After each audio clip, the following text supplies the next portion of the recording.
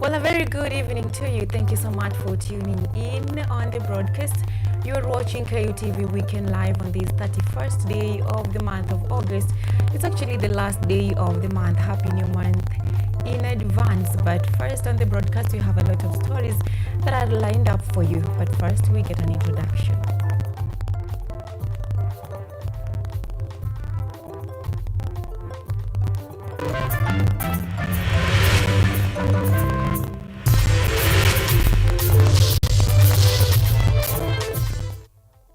This is Weekend Live with Ochieng, Cynthia.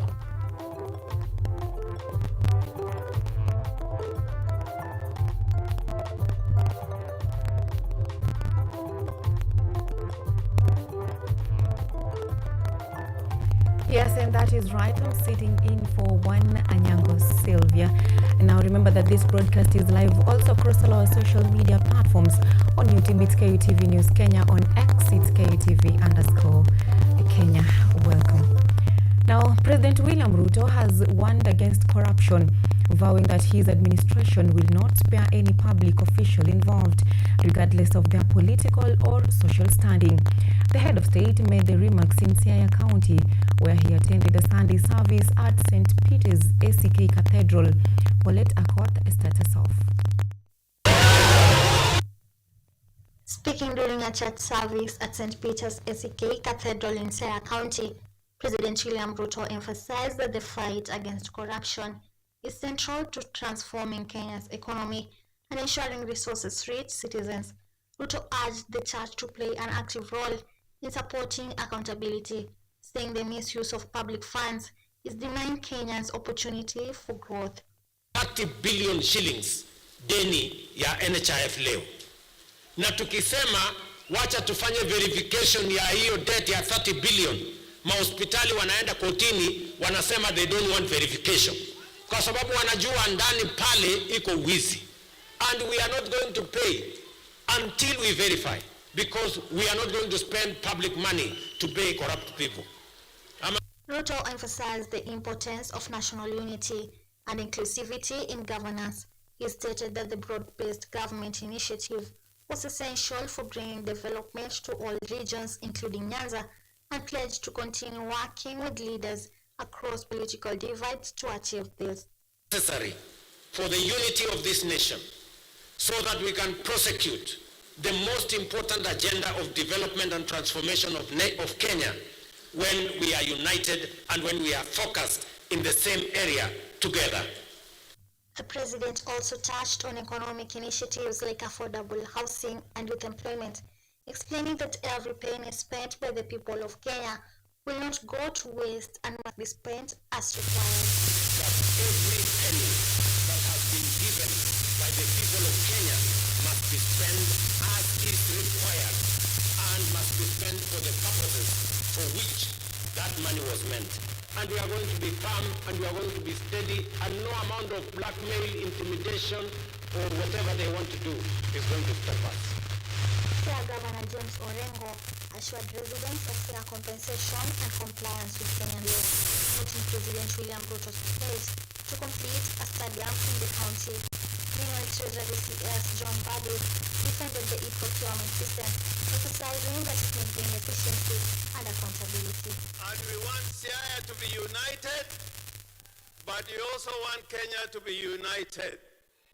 And I'm glad, Your Excellency the President, you are on the road of putting Kenya together. I am also not getting distracted to implement e-procurement.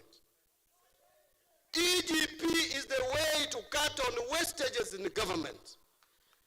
My plea to the accounting officers, don't listen to your procurement officers. The national and county government joint, led by leaders calling for unity and accountability, set the tone in Siaya, with leaders urging residents to embrace development over division. Paulette Akoth, KUTV. Elsewhere, a wave of violence between two competing factions has erupted in Tipi's Mau Narok, southeast of Njoro town, that is in Nakuru County, killing at least one person. The violence, which broke out on Saturday night, set many houses on fire and heightened tension in the area. Locals stated that the turmoil was caused by hostility between two communities over contested topics, which developed into open combat.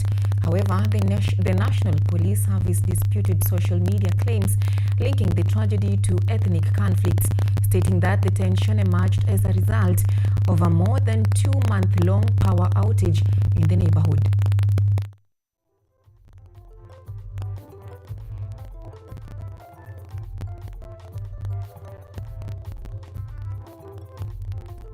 Elsewhere, the DCP party leader and former Deputy President Rigathi Gachagua has sharply criticized the current administration, accusing it of inconsistency and failure in the fight against corruption.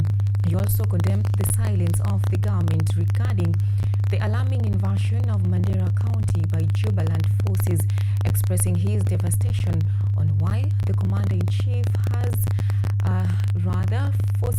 yet to issue a statement.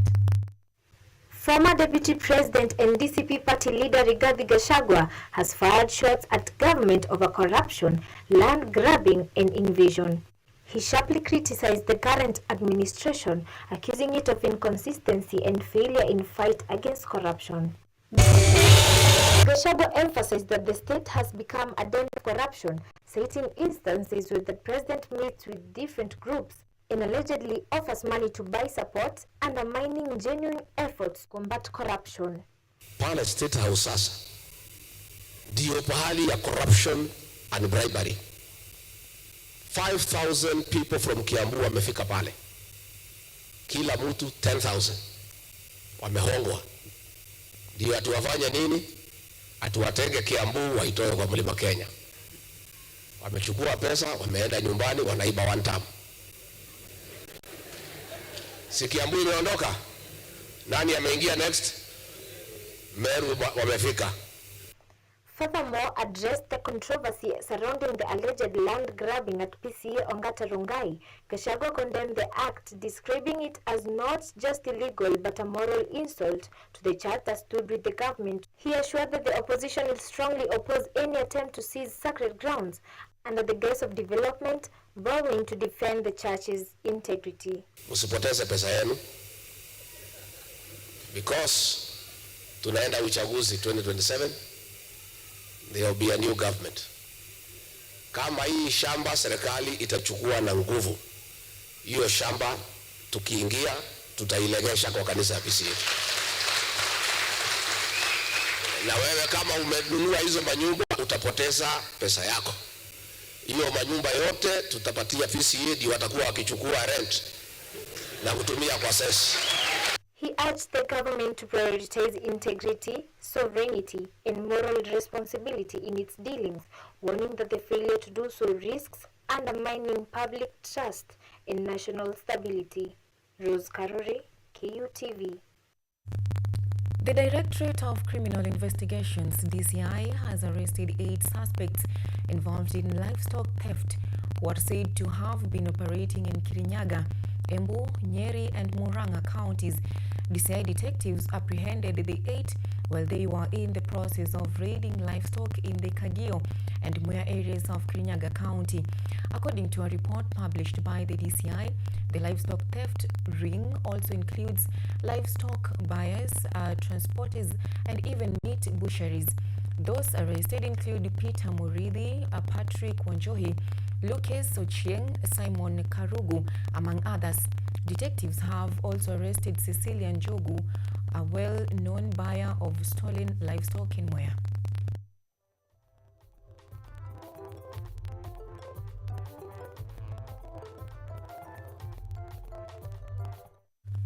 And Ukraine's President Volodymyr Zelensky has issued a statement regarding the shooting of the former Speaker of the Ukrainian Parliament, Andriy Parubi, who was shot by an unknown assailant in the western city of Lviv on Saturday. President Zelensky said that the security service of Ukraine is conducting an investigation into the murder of the former Rada speaker. According to the president, the killing was premeditated, but investigative officers are making efforts to arrest those involved in the murder. Andriy was the speaker of Ukraine's unicameral parliament from April 2016 to August 2019.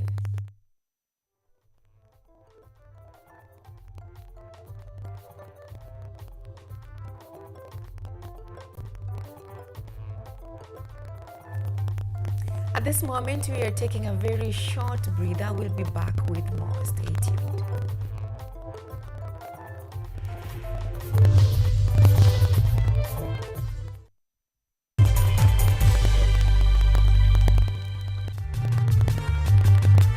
Hamu na tamaa ya kutaka kujua kinachoendelea katika hifadhi ya maiti ndio mwanzo wake wa kutagusana na familia zilizofiliwa.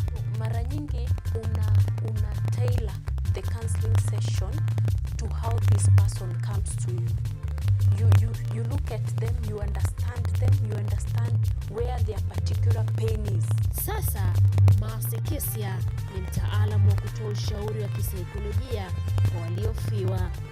Usikose kutazama kipindi cha Mwanamke Mwake Mwake kwa uhondo kamili, ukiwa nami Caroline Kimwele.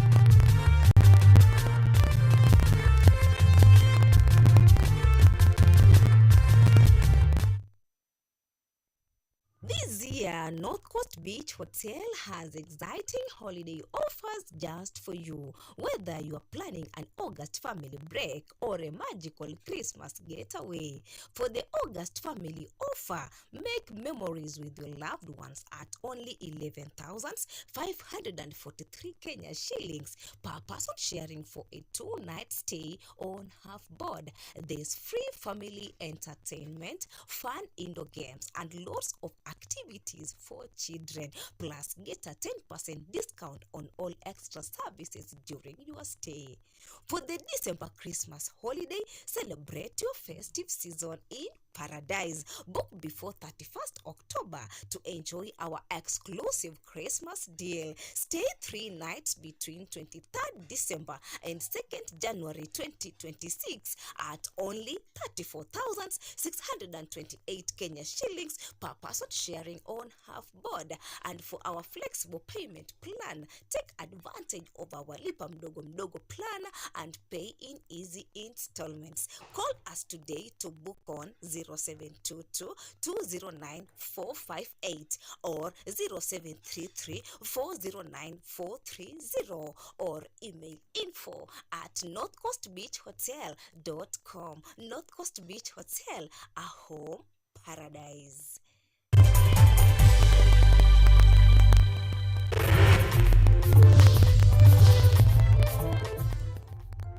You are watching Weekend Live with Ochieng Cynthia.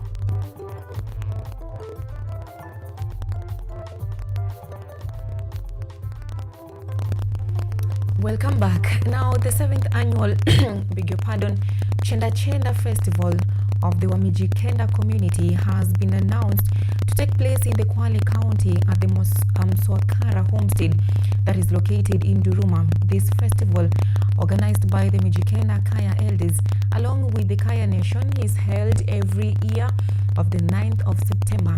The organizers of the Chenda Festival have emphasized that the event will not be a platform for conflicts, political showmanship, or disturbances as were witnessed last year.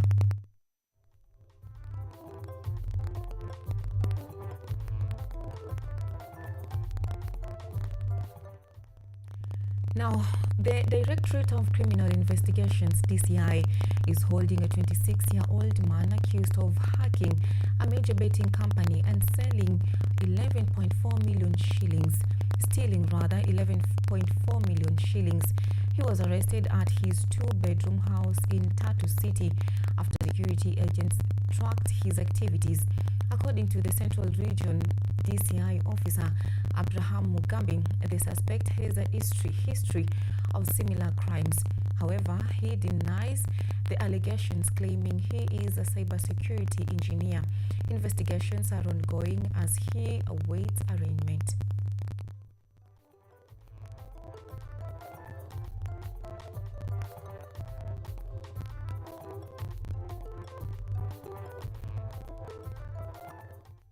Meanwhile, police have been requested to speed up investigations into a series of attacks on cashless minibuses operated by Exodus Mobility in collaboration with the county government of Mombasa in Bamburi, Kisauni sub-county. With just 2 weeks of the new scheduled public transportation service in the port city, it has faced challenges, including attacks on minibuses operating on the Bamburi docks and Bamburi docks routes, threats to employees, and disruptions to cashless bus operations. The attacks have left the company incurring losses due to suspension of their services as a result of the attacks. Wafanyikazi wetu walitishiwa kimaisha na pia mabasi yetu yalitishiwa kwamba zitaharibiwa. Kwa hivyo ilibidi sasa tuache kazi yetu ili sasa tuachilie sasa wa polisi wafanye investigation zao, alafu watuelezee nini kimetendeka. Kwa hivyo tumewaachia hiyo kazi, lakini pia tunataka kueleza kwa wafanyikazi wetu na pia kwa wale wote ambao wamekuja kwa mfumo huu wa Exodus Mobility Move Mombasa, tunataka kuwaelezea kwamba tutarudia kazi Monday, Jumatatu. Tunataka kuleta mfumo wa usafiri ambao kuna tabia, kuna heshima, na ambao ni mfumo ambao uko na ratiba. Kila siku unaenda, ukiingia kwenye basi unajua ni saa ngapi inapita, unajua sasa kama ni saa 12 inapita saa 12. Na hiyo ndio maana tumeingiza hii mfumo huu wa usafiri. Day pass yetu siku moja ni 300. Lakini ukilipia wiki moja unalipa 500. Kila mteja aliyelipa huduma atarejeshewa fedha zake zote. Tuliahidi na tumesimama kidete kutimiza ahadi hiyo. And a caucus of top government officials from the Mount Kenya region has increased their activities in an effort to rally support for the Kenya Kwanza administration, urging that the region would benefit more from President William Ruto if they firmly supported him and his government. The team, which included principal secretaries, board chairpersons, board members, CEOs, and directors of key government institutions from the region, emphasized the importance of the region remaining united behind the president, urging that they had good intentions for the Mount Kenya region. We are keeping the promise. The promises that were made to the people of this region, the people of this county, and we have already achieved some. But the ones that we have not fulfilled or we are still ongoing, they are going to be finished within no time. So let us join hands. Yota program, nafikiri kuna kijana amebonga hapa hivi, akasema kuna venye hizo doa hazijafika kwa grau. Nataka kukuambia cheki, bado tunafanya hizo mikakati. Acha niongee lugha yao Kishen kidogo, ndio wapate hiyo venye hiyo vibe, inasemekana hiyo vibe kidogo. So, tunataka kufanyaje? Tumesakanya mayouth 5 million ambao tuna wa train ndio wajue venye watafanya mabiashara. Out of this 100k of them, kila mtu atapatiwa 50k ya kuanza biashara ndogo ndogo. And we are also up to take a second break. We'll be back with more.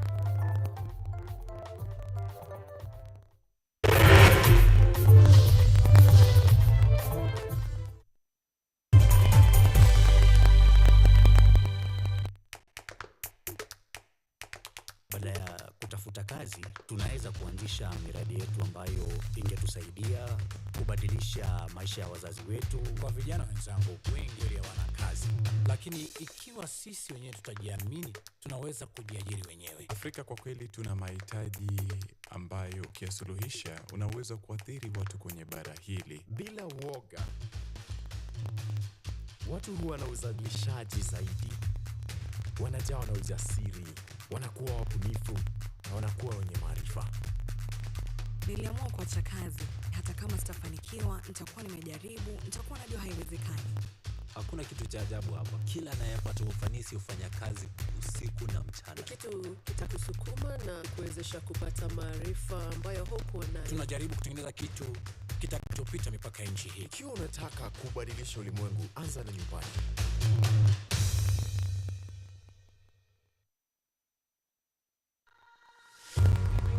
Are you ready to take charge of your health? Welcome to Focus on Health, your weekly guide to staying informed and living better. Join me every week as I sit down with trusted medical experts. Gynecology is basically a field concerned with mainly the female genitalia. Explore real-life stories during when the patient come in, and bring you updates and tips that are beneficial to your health. Because health isn't just important, it is everything. Tune in to Focus on Health every Thursday at 7:30 p.m. only on KUTV. I'm your host, Cynthia, and I'll see you then.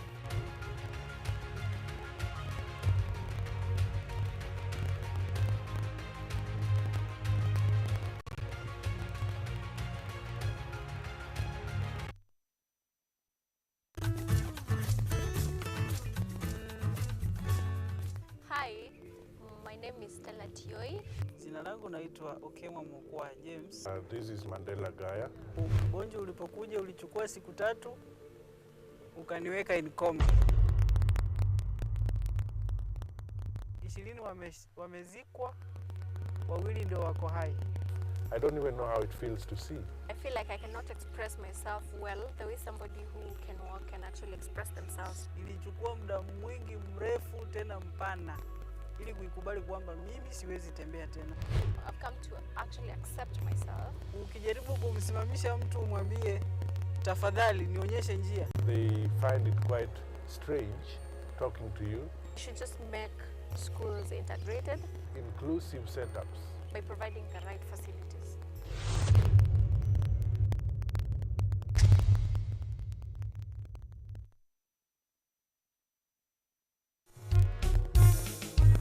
A new era, a new people. This is the Law Matters Show.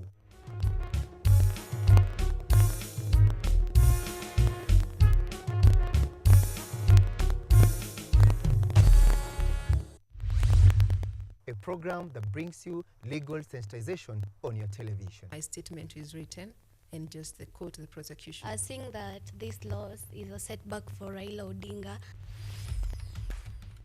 What policy recommendations were fronted by the candidate? With diversity, we demystify important legal issues locally, regionally, and internationally. What Tanzanians. Join me, Elvin Onsongo, as I bring you more insights on law matters. We are looking at social issues.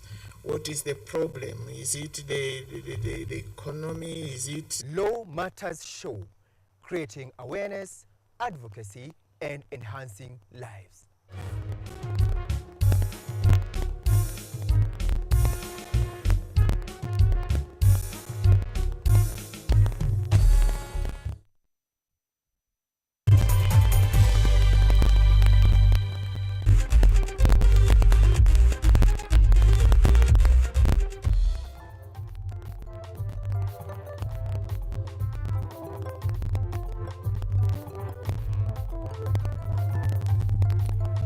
Welcome back, and on some sports news, Morocco defeated Madagascar by 3-2 goals to emerge as the winners of the CHAN 2024 tournament.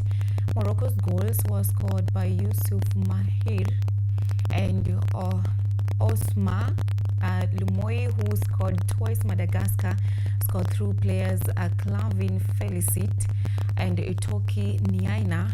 The two teams earlier competed against the Harambee Stars national team in the tournament, with Kenya losing to Morocco and being eliminated by Madagascar in the quarterfinals through a penalty shootout.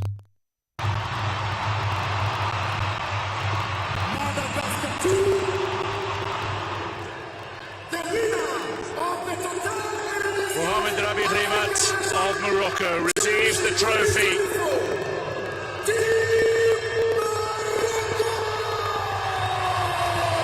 Champions for a third time, the most successful team in the history of the African Nations Championship, Morocco.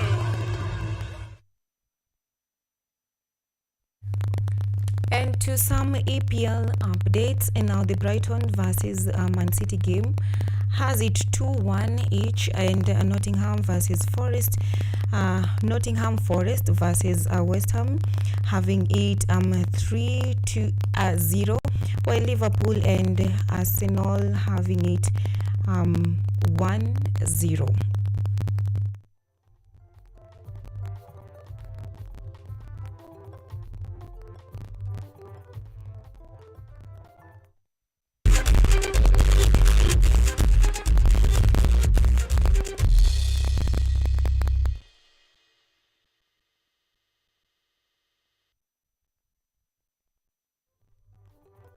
Now, thank you so much for tuning in for the 30, it's actually 30 minutes past the time. That is all we had for you here on the broadcast tonight. My name is Ochieng, Cynthia. Till next time, do have a good night.